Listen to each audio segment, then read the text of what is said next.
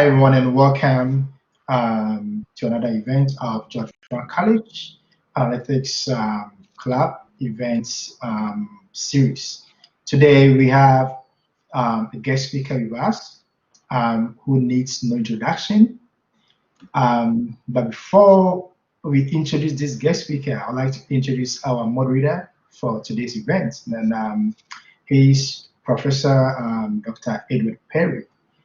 For those of you who don't know Dr. Perry is a professor at George Brown College and also an adjunct professor at Fairleigh Dickinson University as well as St. Lawrence College.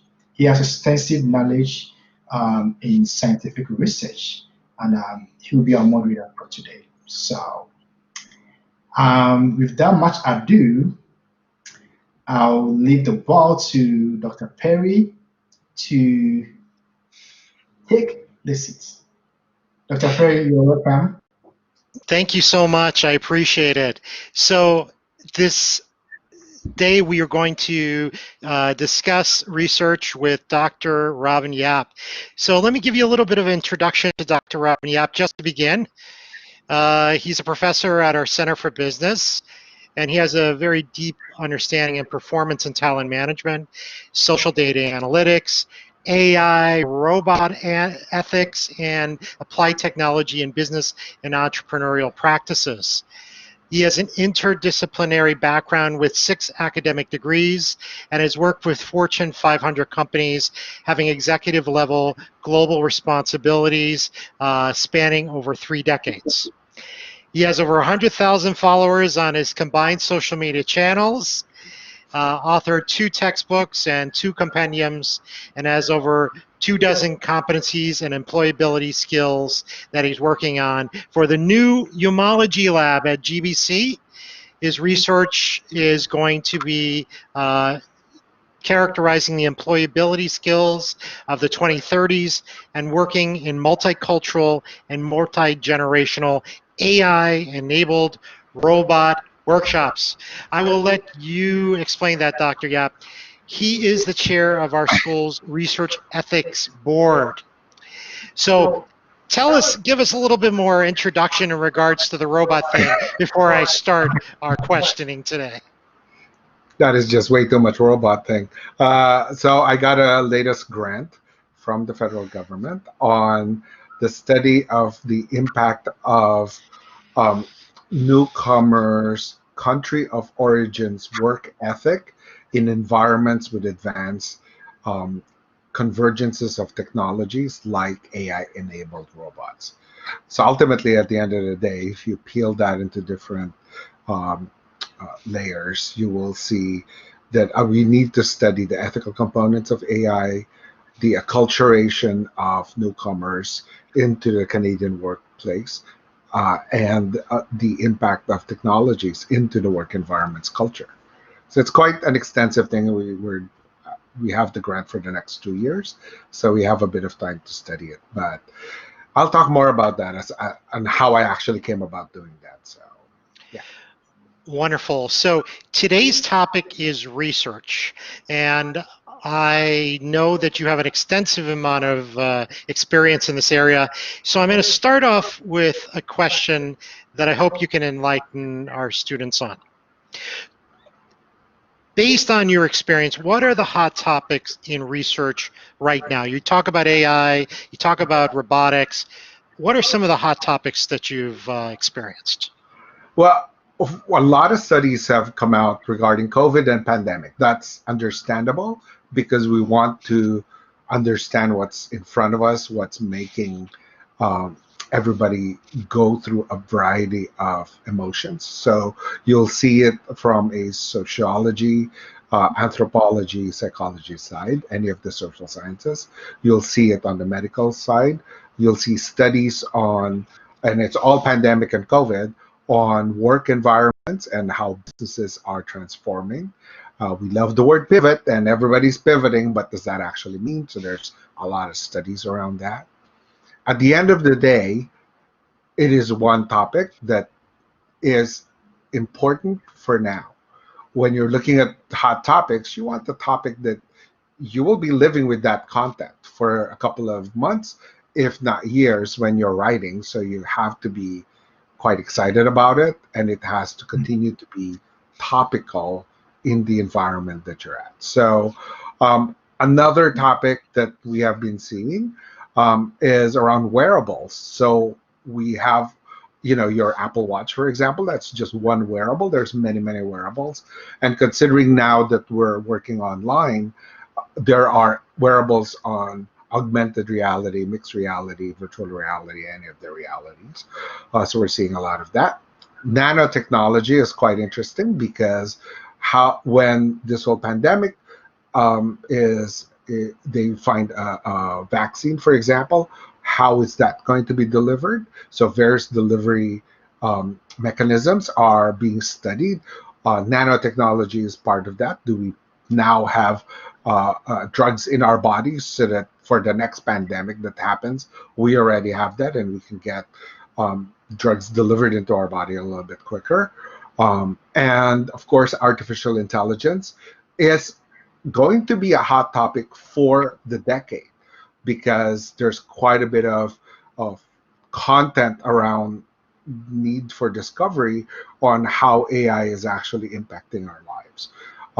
And then probably the last one is around data and privacy. So as data analytics folks, we all love data and we all like to understand exactly how data is going to be impacting our lives. But then part of that is the ethical component of it, privacy, the regulatory component of that. So there's many slices within the world of data analytics that can be studied.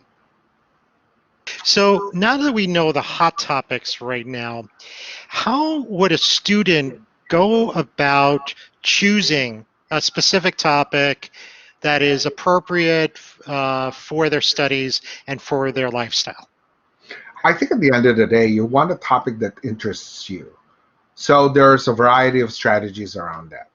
Are you puzzled by a particular phenomenon? So if I go into data and pandemic as a combination, remember, when you look at topics, they don't have to just be in one discipline. They could be multidisciplinary or interdisciplinary. So my studies are always interdisciplinary as I merge various disciplines together. Because you're creating new knowledge, right? So you're validating content that's already been studied, but for the environment now. So what is that phenomena that you're fascinated to and curious to investigate? Then you could also look at an unsolved issue. So there are these studies that have holes in it, and the writers would purposely say, yeah, we actually don't have enough knowledge right now to solve this issue. So in the math world, for example, there are math theorems that continue to baffle mathematicians all over the planet, and they continue to study around that. So those things are always going to be good topics if you are more on the financial or money or numbers or any of that data side, right? So we're in data analytics. That might be something that will interest you. Another thing is new technologies. So how do new technologies impact our lives? So fintech is an example of that, wherein do you have financial technologies and you're a data analyst looking at this, how is that impacting our lives? Is it actually for the better or not? How is it impacting the people who work in that environment? And probably the fourth one here is finding a better solution to a problem. So if we look at essentially solutions that assist us for if you're interested in the traffic in the city that you're at because there's too many cars, but now looking at pandemic, there's suddenly no cars, but then with stage 3 there are cars again.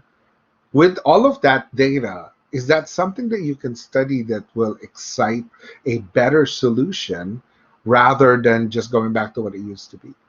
So those things are topics that all you need to do is observe. You sit in front, you look at the world around you and try to understand what are these things that get you to question, get you to go, really? When you have that moment, then it's a moment of opportunity for research. Mhm. So, Dr. Yap, you talk about the passion that you're bringing into research, but a question for you. What happens when a student or researcher is passionate about a particular topic, but they realize perhaps in a month or perhaps in a year that their topic is not as hot as they expected and there's not enough research to support what they're trying to find out? Well, what are your suggestions there? Well, one of the challenges of first-time researchers is always around um, this curve of excitement. So it kind of goes up, it's like a bell curve, and then it plateaus a little bit. And then now you're struggling to finish it, and then you get tired of it. A lot of people will drop the whole idea, either to go into another topic or drop the idea of research altogether. And passion is actually quite fascinating because is that really the passion content that they're working on, or was it passion based on very limited context when it first bubbled? And then beyond that is also where are they looking for content or available research to then inform them of the research that they're working on. If they're looking at Google and everything is just in Google, maybe that's not sufficient. We have our library, and our library has a lot of content. And if you're missing information, you can always go to our librarians who are very helpful and provide you additional suggestions on where to look for that content. We all know how to go to scholar.google.com, but that's actually just one piece. There are actual research sites, but unfortunately, some of them need payment, like academia.net or ResearchGate. And these are where the researchers go. So what I would suggest with that is that go to the library. If you can't find, if you're stuck and you can't find the kind of content that you need, go to our library, ask our librarian to assist you. But also go to our reference library. If you're in Toronto, the research library in Bloor Street, which is available online, so you don't have to go there, is actually quite extensive. When I was doing my doctorate, I went there and actually looked at information and dusted books that people don't really go to. And they're available content because sometimes things may not be digitized just because they're germane content that may not have been available when digitization was being conducted, or they're not done yet, right? So ask people. Don't do this in a silo. Ask individuals like ourselves, like Professor Karen Sinat, Professor Andy Ohemeng, for example, will be able to help in figuring out where the locations are that you may not be looking at currently, right? So there's two things. What is the passion, really what that is, and where are you looking for information for that particular passion topic that you're looking for? So, as an offshoot of the topic of passion, what are some of the personal challenges that you've experienced students having when they're conducting research? That's obviously a very stressful time, or it can be a very stressful time. What are some of Totally. the things that you have observed? So in the last couple of years, on average, we would get around 75 to 150, that's a very big range, student research in the school, throughout the whole school. So being the chair for research ethics, we see every single one of those research topics. And what challenges our students is they get tired of it. They get bored, and they did not expect that there's actually quite a bit of work when you're conducting research. So it's not for the faint-hearted. It is definitely a marathon, not a sprint. So you always make sure that you have a mindset that allows you to go through because life is going to take over sometimes, especially for longitudinal studies. And that means studies that's beyond one semester, and you're trying to understand trends, you're trying to understand movement. And because of that, you need time. But then time can actually bore people, and therefore they forget what they're doing. So Well, that's one of the main challenges, right? And then the other one is they probably don't have any schedule in place.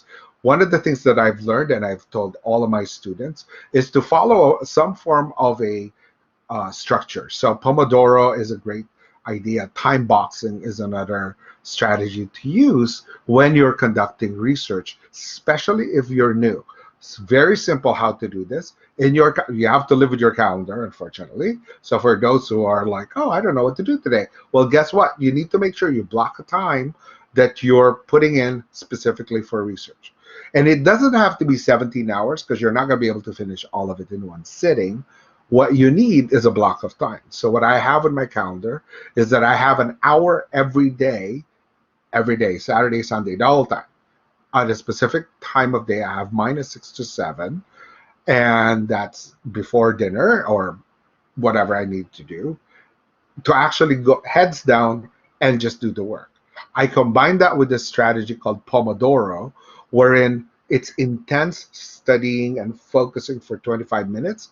You stop for 5 minutes, you do it again for 25 minutes, you stop again at 5 minutes. Guess what? That's a whole hour already, right? So as you keep doing that block. So those techniques work very well when you are trying to make sure that you're in a strategy to ensure you finish your research. So yeah, those are the things that hopefully can help you. So you're suggesting at least an hour a day, every day. Well, at least that's what I do. Maybe it needs more or less, depending on context, right? So depending on your life situation, depending on your ability to actually do a heads down. You can even have one of my colleagues when I was in my doctorate program, he used to study only for his research 30 minutes, but he does it twice a day. So it's still kind of like an hour, but he did 30 minutes in the morning, 30 minutes at night, and he just kept on doing that. And it seemed to have worked for him. I mean, he's a president of a company now. So. Absolutely. Okay. Excellent. Thanks for the advice. So let's get on to your research and reviewers. Always the topic. How many reviewers do you actually think you need in order to be successful? Well, that all depends on who the reviewers are, right? So it all depends on how much experience they have in reviewing your content, as well as probably their ability to understand what the research is. The thing is, there are two types of reviewers that you would want to have at least when you're starting. One is a content expert, so that then they can look at your content and be able to understand, have you exhausted what's needed for the particular topic that you're working on? And the other one would not have anything to do with the content, so that then they will look at it from a layman's perspective.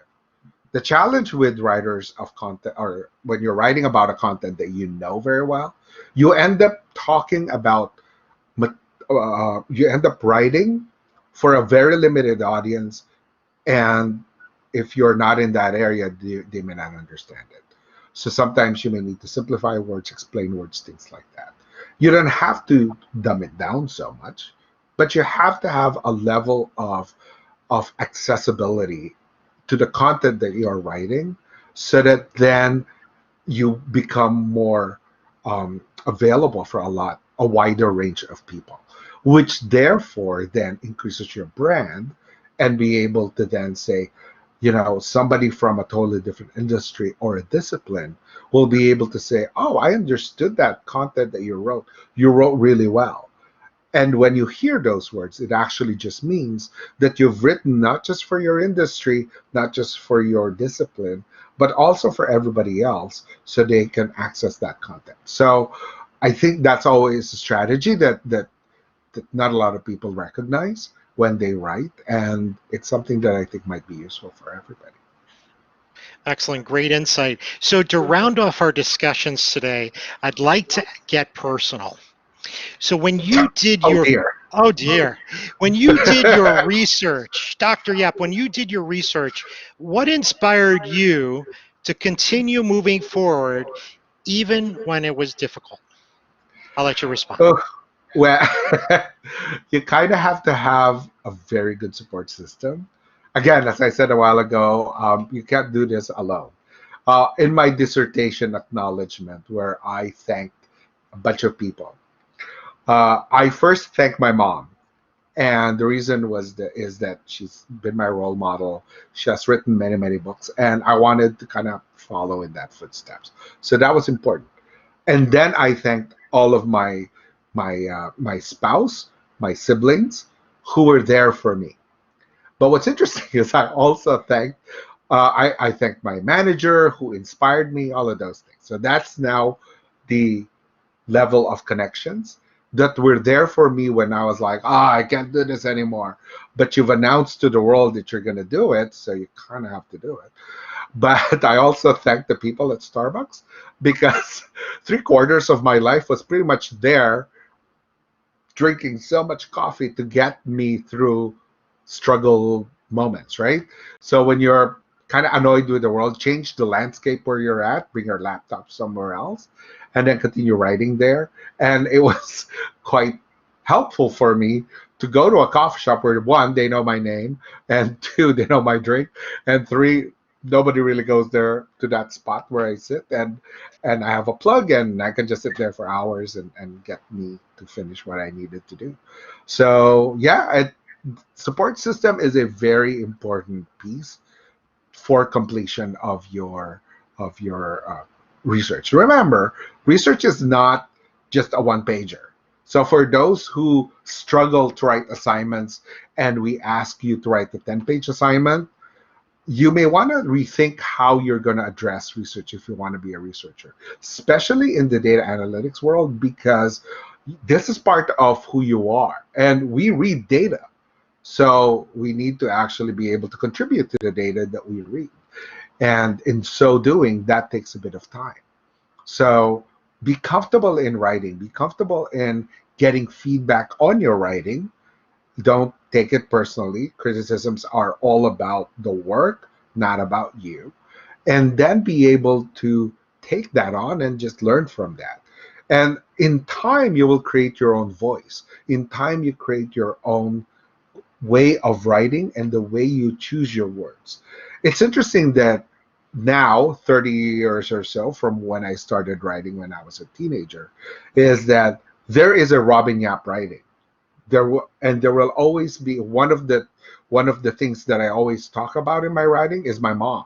You will always see it in all of my writing. It will always say, my mom used to say this, or whatever. And it has become part of my signature. So as you write, you become you get to learn who you are and how you write. And I think that will now make it exciting because in those difficult times you go, remember, I have a signature here. I'm accountable for this. So, I need to move forward. That helps, hopefully. Amazing personal analysis, Dr. Yap. Thank you so much. We thank you very much for joining us today and enlightening us on your wealth of knowledge in the research area. Have a good day. Thank you so much. And thank you, everyone, for attending. All right. Thank you. All right. Thank Thank you so you. much. Thanks so much, Dr. Robin and Dr. Edward.